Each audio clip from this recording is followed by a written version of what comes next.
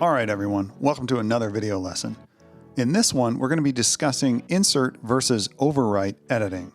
Now, what we've been doing so far has been purely overwrite editing, where whatever we have in the source monitor has replaced the area that we have identified in the timeline. And I'll show you what I mean here. If I pull up this Pride of Lions clip here, double clicking, and here looks like a good place for an endpoint.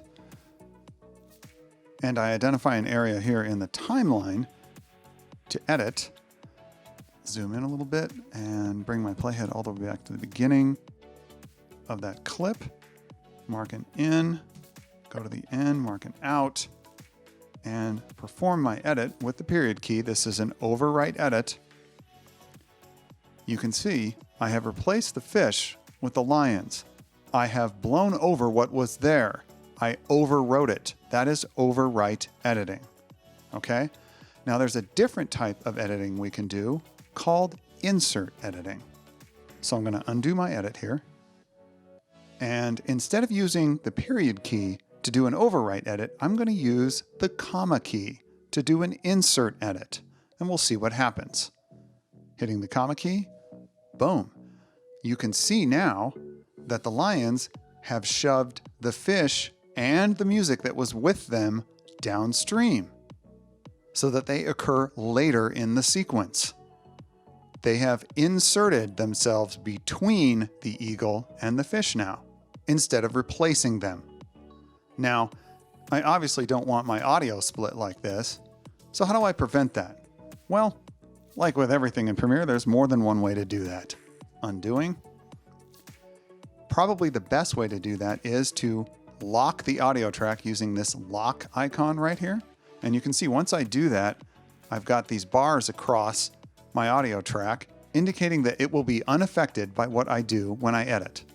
So now if I hit the comma key again to do another insert, you can see only the fish get moved and not the music. Now there is one other way to do this. I'll unlock my track here, and you can use the sync locks control here. If I turn this off and then do my edit again, same thing happens. For the most part, I would stay away from this control. This can cause you a lot of problems if you don't realize that it's unlocked when you're editing in a timeline that has a lot of things in it, and it's very easy to get confused and not realize that you're doing damage downstream. So I always advise just locking tracks instead. And you can lock more than one. Let's say you had some nat sound or sound effects down here that you also wanted to protect. You can lock multiple tracks.